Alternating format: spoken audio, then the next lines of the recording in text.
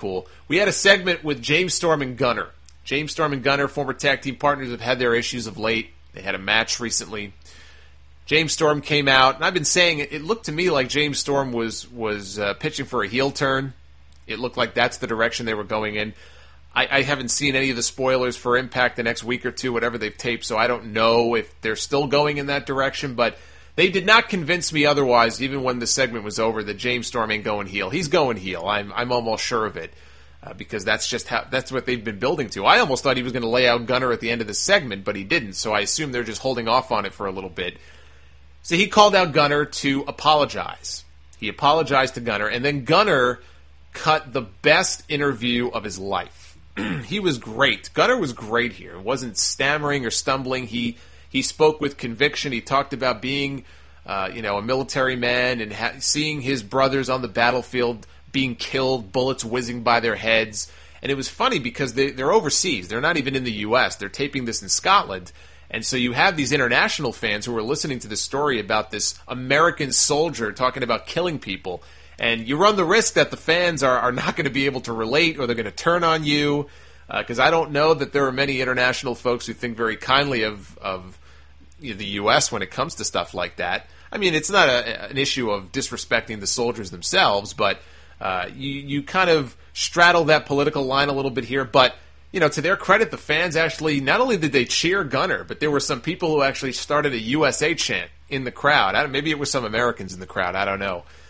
But everything that he said, but it's a testament to the effectiveness of his promo, I think, that the fans didn't react that way, and that the fans reacted exactly as you would have hoped they would. They were respectful of the guy, I think, not just because of the words he was delivering, but because they felt everything he was saying was real. Everything he said in this segment, he came from the heart. It was his heartfelt feelings. He meant every word of it. Again, it's taking elements of Shoot and kind of incorporating it into the storyline here. So I can't say enough good things about this promo that Gunner has done very little recently that impresses me. There's nothing about Gunner to me aside from his tattoos that really stands out. He's a big guy, obviously. This stood out to me. This made me open up my eyes about Gunner, and we'll see. He's got that briefcase, so at some point he's going to get a title shot. I don't think they would put the world title on him, but you never know.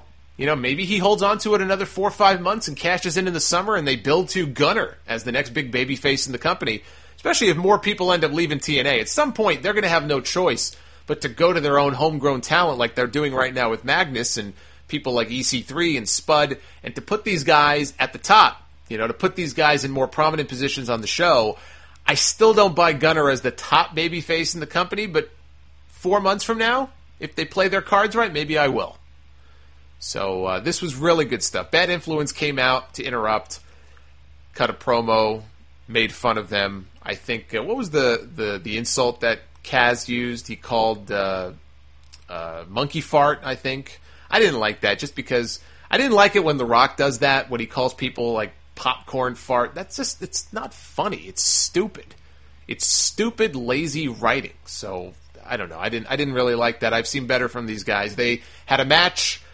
They agreed, Gunner did, to put his briefcase on the line in the match to where if his team lost, I guess either Daniels or Kazarian, whoever got the pin, would get the briefcase. I hate that. I hate that so much. Like, you worked for this briefcase. This dodo brain comes out and hurls, 5th grade insults at you, and he tells you what he wants you to do, and you just agree and go along with it and put your frickin' briefcase on the line. Why would you do that? At least grab the microphone and say, no, and then hit him in the face and wrestle him anyway. So, stuff like that just irks me. But Storm and Gunner win the match. Seemingly all is well. For now, I don't think that'll last, but we'll see.